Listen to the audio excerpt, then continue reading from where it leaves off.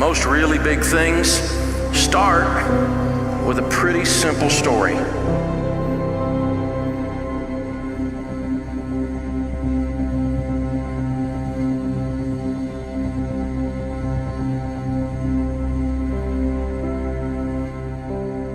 Ramseys are workers. I've worked, feels like my whole life, and I've never complained about it. I'm not whining about it. But I remember when I was 12 years old, I came in and I asked my dad, I was gonna ride my bicycle. I used to ride my bike down to the local quick sack. It was about a mile down the road from us, and came in and asked my dad for some money to get an icy at the quick sack. And he says, you know, how old are you? And I said, well, I'm your son, I'm 12, you know these things. And he said, well, that means you need a job, you don't need money, because that's where money comes from. I'm like, well, he said, what could you do to earn some money? And I said, well, some of my buddies are cutting grass, I guess I could cut grass. And he went, good, get in the car. So, true story, he took me down on Nolensville Road in the Woodbine area there in Old Nashville to a print shop. And the old-fashioned print shop that used to do letterheads and business cards. They printed up 500 business cards that said Dave's Lawns. When we got home, he said, you go knock on the closest 50 doors in the neighborhood, and you ask them if you can have the opportunity to provide their lawn care needs. And I did it, and it worked. I got 27 yards to cut at 12 years old. I learned customer service, and I learned keeping your word, and I remember having all kinds of little businesses all the way through school. I made little leather bracelets that you would stamp people's names on and paint them in and sell them out there hawking them by the lockers, and I've just always worked. And so when I graduated from high school at 18 years old, I sat for and passed my real estate exam. Mom and Dad owned a real estate company, and so I started selling real estate while I was in school. And then I took off the other end of the state, the University of Tennessee at Knoxville, and took my license over there, worked for a guy over there, and I worked 40 to 60 hours a week while I was going through school. And I graduated from school basically broke, but not deeply in debt because I've been working. My wife, Sharon Ramsey. She is a central element, a Proverbs 31 woman. Who can find a virtuous wife? For her worth is far above rubies. The heart of her husband safely trusts her, and he will have no lack of gain. Sharon and I got married and started literally with nothing. You know, I remember when we first got married, we were so broke, it was unbelievable. We bought our first 2 pieces of furniture, an old couch and this oak pedestal table. If it could talk, wow, the stories it would tell. But eventually, after doing some selling real estate for a builder, I started buying and selling real estate in my very early 20s, just a couple of years after getting married. And it worked. A little bit of family connection with some bankers and stuff that knew me and trusted me. I don't know why. I was 22 years old, 23 years old. But they started loaning me money, and I got rich. I ended up with about $4 million worth of real estate, about $3 million worth of debt, so that's difference is $1 million net worth. And at 25, 26 years old, I was making $250,000 a year, cash taxable income. That was amazing. I mean, the neighborhood I grew up in, $20,000 a month, that's rich. I was rich. I mean, we did all the stuff we had dreamed of doing, and I'd always wanted a Jaguar. That was my car. I'd dreamed of having a Jaguar. I set that goal back when I was in college, and so I got my Jaguar, man, and everything seemed to be going right. It was incredible. And our first baby was born, Denise, and then and we're cooking along, and you know, about the time we started going to church, and I met God in the process. And weird thing happened. It was right about that time that everything started falling apart. September 22nd, 1988. I remember that. The banks got sold. Main bank we were dealing with, we had $1,200,000 with them in 90-day notes because we were buying property and flipping it. And that bank got sold to another bank. And the guys in another state, in another city, looked down and said, you know, there's a kid 26 years old here owes us $1,200,000. This is ridiculous. Let's limit this relationship, which is banker talk for call his notes and screw up his life. So they called our notes, gave me 90 days to come up with $1 million. There's no way. Started to crash, I couldn't stop. And word got out on the street that I was in trouble, and I was in trouble. And our second largest lender, we had $800,000 out with them. They called our notes about 60 days later after the first one. So we had less than 6 months to come up with $2 million, and it's all in real estate. You can't sell real estate fast enough to pay that bill. We'd never lost money on a deal. We'd never been late a minute on a note, ever. That didn't matter, though. They just decided that they were going to limit their relationship. They were in freak-out mode in the economy that we were in right then. And those two hits started a crash that we fought for 2.5 years. No one wins without paying a price. The scripture says, no discipline seems pleasant at the time, but painful. We sold everything as fast as we could. And it doesn't matter what you do. When you pile up stupid as high as I piled it, it's going to fall down and you can't catch it all. So no matter how hard I fought, no matter how smart I was, no matter how much I kept my word, no matter how much I was going to do the right thing and pay everybody, it didn't matter. I couldn't control the outside variables. And I remember being so scared. Sharon and I, there was a lot of separation between us. She's pretty freaked out and scared, pretty ticked at her husband. I didn't have any answers. I was the guy that had all the answers. The weird thing was we paid the $4 million down all the way to $378,000. It was unbelievable. But some of the little ones, we had been sued hundreds of times, it felt like. I don't know exactly how many it was. It was close to 100 easy. And one of those little lawsuits decided on that they were going to execute on the judgment, and they arranged with the sheriff's department to come take the furniture out of our house on a Friday morning. So September 22nd of 1988, we met with a bankruptcy attorney. That night, we signed bankruptcy papers. I'll never forget that. He filed them on Friday morning. So we filed bankruptcy on the 23rd to keep the sheriff out of our house and keep him from taking the baby bed.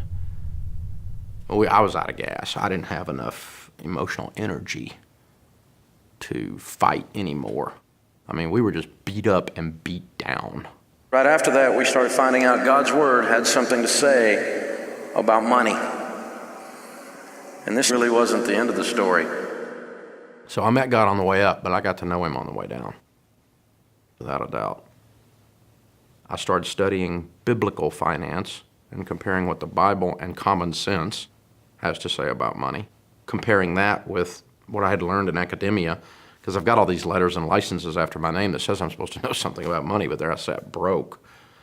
I started applying new ideas like a budget and like an emergency fund and like getting out of debt and staying out of debt. And we had a guy at church come up to me not long after and said, "Hey, can we have a cup of coffee with you and your wife? We're going through financial garbage and you know, it's about to tear our marriage apart, and it looks like you all made it. How did you make it?" And we're like, "Well, we barely did, so we'll talk to you, though." You know, so we had a cup of coffee with him. I guess that was my first financial counseling session, probably. I got a budget out. I remember getting the yellow pad out and saying, "Dude, you got to do a budget. Tell me where's your..." And I'm sitting there trying to look at his numbers, and I thought, man, this will really work. I can really show people how to win with this. And I could see it instantly in other people's situations. I guess because we had been there. I got a friend of mine that says having a testimony is a great idea, but getting one's a pain. The scripture says no discipline seems pleasant at the time. Later on, however, it produces a harvest of righteousness and peace for those who have been trained by it. We've spent a lot of our time and effort in not only being educational, but being aspirational, to lift and to make people believe. Because when you believe, you can do a lot of things that really don't even make sense. It's crazy what people can pull off when they believe they can, and it's crazy what they can't pull off when they don't believe they can. I've watched a lot of people file bankruptcy that were not bankrupt. They were just scared.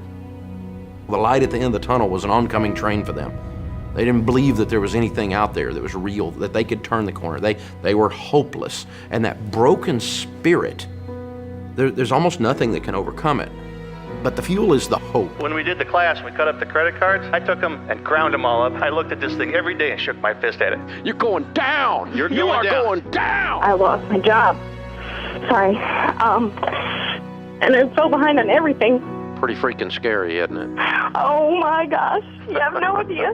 Yeah, I do. I've been there. I think you're going to have 100% of it paid in less than a year. That's what I predict. Not having a future plan for our kids really was a big motivator to us to say, hey, we can do it. Look at all these people that are doing it. The thing that kept us going is the support group that the radio station really is and what you're doing. I'm glad we were able to help you.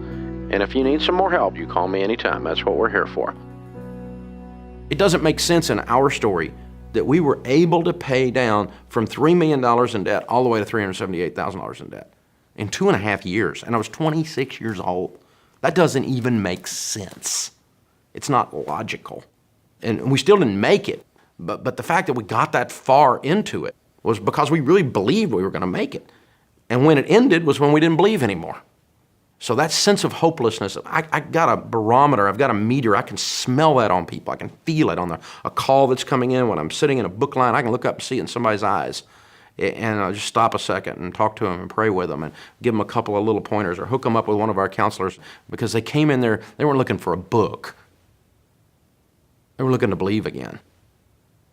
Our mission statement at the Lampo Group says, the Lampo Group provides biblically based common sense education and empowerment, which provides hope to everyone in all walks of life.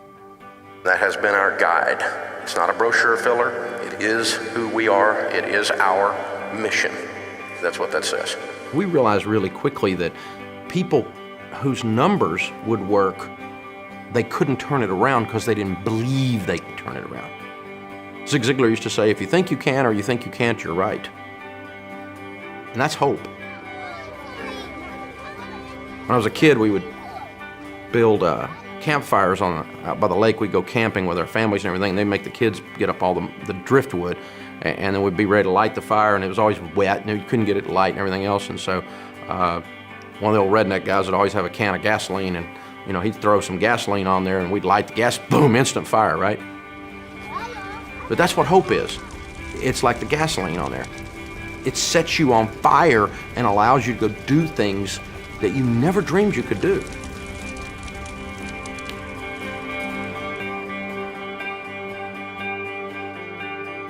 We opened a little counseling office. Russ Carroll joined me. We taught our very first class in March of 1994 called Life After Debt, with a bad suit and an overhead projector. I thought, well, I'll teach this financial stuff I've learned the hard way. And the little class had 37 people in it, and when I finished teaching it a few years later, there were 350 in it.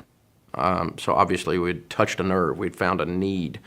And pastor came by, one of my associate pastors, and said, you need to write your story in a book, because God gave you this story and it's different than other people's story. It gives people hope. So I came home that night and I wrote what was, I thought the opening chapter to Financial Peace ended up being the foreword. And so we're just living hand to mouth doing real estate, and yet I got this bug about this financial stuff.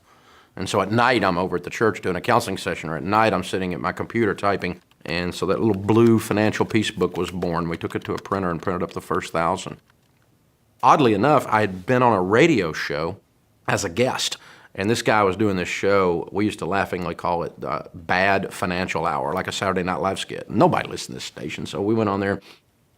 He and I talked about that for a little while, and he had gone broke in real estate too. And so we just started having this conversation about going broke. And I said, yeah, I'm actually helping people over at my church sometimes that are in foreclosure and stuff. And the phone started ringing, and we took some calls, and he goes, that was pretty cool. You ought to come back. Let's do that again. And then the guy quit. And a buddy of mine called me. I'm in the mutual funds business. And he says, hey, we need to go down there and do that radio show. That guy quit. And he goes, listen, it'll be fun. I'll do it a couple days a week. You do it a couple days a week. And, you can look at it as a ministry. And he knew about the book I had just written. And he said, who knows, you might even sell some of that stupid little book you wrote. You got to get this cleaned up for the sake of your child. Right. Been worth it, though. Well, good for you. When you keep doing smart stuff for 5 days, you have a good result. You do smart stuff for 5 years, you really start to see a thing take on a life of its own. You're making good progress, kiddo. Yeah, we're trying. There was immediately a gravitational pull because we were offering instruction, which gave hope. We were giving answers that stuff nobody talked about out loud. It was like the secret that nobody discusses, the dirty little secret that everybody looks good but is broke. And we opened that can of worms and it just blossomed. The weird thing is that we went on the air June 25th of 1992. That same week, the phone rang. The printer was on the line and he said, your books are ready. And so I drove out and got my books, and we filled up the car with them and put them in the trunk and strapped the trunk down with a big piece of rope, and the car's driving like this, and I'm driving home. And I remembered in my prayer time that God had told me he was going to give me a way to sell the book. And it was going to be so unusual that I wouldn't be able to take credit for my marketing genius. And I'm driving home, and I suddenly made the connection that little radio show was going to be how God was going to sell this book. And I just became overwhelmed. I had to pull over the side of the road, and I just sat there and cried for a minute. It was amazing. And to this day, I don't take that for granted. All of this stuff started from primitive, humble beginnings that would give you no indication any of it was going to succeed. But I want to challenge you. Live like no one else, so that later you get the opportunity to live and to give like no one else. I look back and go, this radio show, one of the largest talk radio shows in all of North America right now. The book Financial Peace and how it took off as a result, and has now had literally millions of families go through it over the last several decades. You know, there's no way I could take credit for it. I've worked hard, but when I look at the way that stuff lined up, that was just God's gift. It was just what's called a blessing.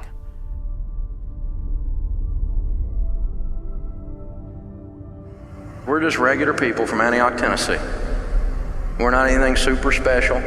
We just did the stuff I've been teaching you and tried to figure out what God's telling us to do and doing it on a regular basis. We're just Joe every guy.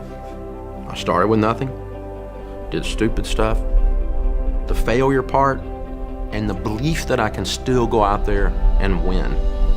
Everyone's story has an arc to it. Everyone's story has a problem and the opportunity to overcome the problem and then a resolution. Sometimes it's more or less zeros.